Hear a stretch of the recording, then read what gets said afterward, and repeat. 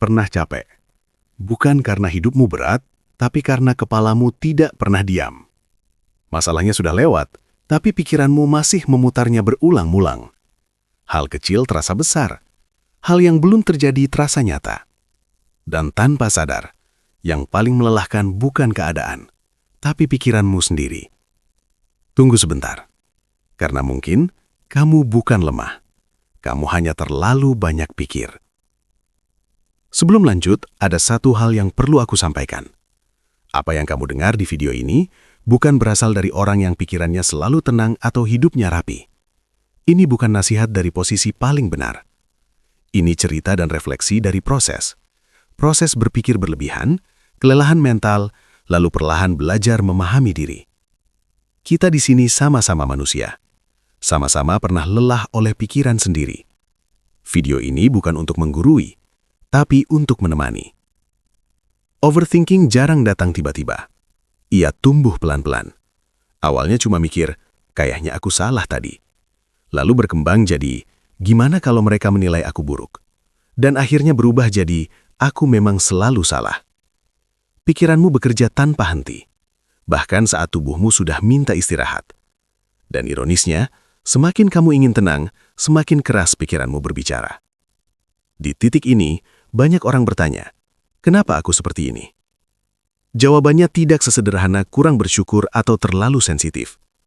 Overthinking bukan kebiasaan sepele. Ia adalah kelelahan mental yang tidak kelihatan. Kenali Raka. Nama fiktif, ceritanya nyata. Raka orangnya kelihatan baik-baik saja. Kerja, ngobrol, tertawa. Tapi setiap malam, kepalanya penuh.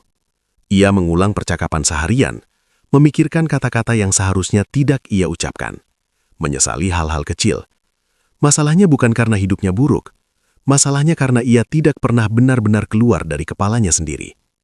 Dan mungkin kamu juga seperti itu. Tubuhmu ada di sini, tapi pikiranmu kemana-mana. Ini penting. Overthinking sering muncul pada orang yang peduli, ingin melakukan yang terbaik, takut menyakiti orang lain, takut gagal. Artinya, overthinking bukan tanda kamu lemah. Justru sering muncul pada orang yang terlalu bertanggung jawab.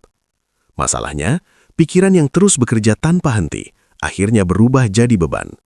Dan beban itu tidak pernah selesai dipikirkan. Kalau overthinking bukan karena kita lemah, lalu kenapa rasanya seperti tidak bisa berhenti? Sebentar, kita lanjut. Sekarang, cerita Lina. Lina sering cemas tentang masa depan. Bukan karena ada masalah besar, tapi karena terlalu banyak kemungkinan. Kalau nanti gagal gimana? Kalau aku salah pilih? Kalau semuanya berantakan? Masalahnya semua itu belum terjadi. Tapi tubuh Lina sudah lelah duluan. Tidurnya terganggu. Tenangnya hilang. Overthinking membuat masa depan terasa menakutkan. Padahal yang kita hadapi baru hari ini. Dan ini jebakan yang sangat umum. Pikiran kita punya kebiasaan buruk, menciptakan skenario terburuk. Dan semakin sering kita mengulangnya, semakin terasa nyata. Padahal, tidak semua yang kamu pikirkan akan terjadi. Tidak semua kemungkinan perlu dipikirkan sekarang. Tidak semua hal bisa kamu kendalikan. Overthinking bukan tentang berpikir terlalu dalam, tapi tentang terjebak di pikiran yang sama. Dan itu melelahkan. Tapi ada satu pertanyaan jujur. Kenapa kita lebih mudah memikirkan hal buruk daripada hal baik? Ada satu pola yang sering muncul pada orang yang overthinking. Mereka keras pada diri sendiri. Kesalahan kecil terasa besar. Kekurangan kecil terasa fatal. Kamu memaafkan orang lain dengan mudah, tapi tidak pada diri sendiri. Dan setiap malam, pikiranmu mengulang semua yang menurutmu kurang. Bukan untuk memperbaiki, tapi untuk menghukum. Dan disinilah overthinking berubah jadi luka. Banyak orang overthinking bukan karena ingin sempurna, tapi karena takut salah, takut mengecewakan, takut dinilai, takut tidak cukup. Padahal hidup bukan ujian tanpa akhir. Tidak semua keputusan harus sempurna. Tidak semua pikiran harus dituruti. Dan ini bagian yang sulit. Belajar membiarkan pikiran lewat tanpa harus diikuti. Lalu pertanyaannya, kalau pikiran tidak bisa dihentikan, apa yang bisa kita lakukan? Ini bukan solusi instan, tapi langkah kecil yang realistis. Sadari, bukan dilawan. Semakin kamu melawan pikiran, semakin keras ia berbicara. Pisahkan pikiran dan fakta. Tidak semua yang kamu pikirkan adalah kenyataan. Kembali ke tubuh. Tarik napas, gerakan badan. Overthinking hidup di kepala.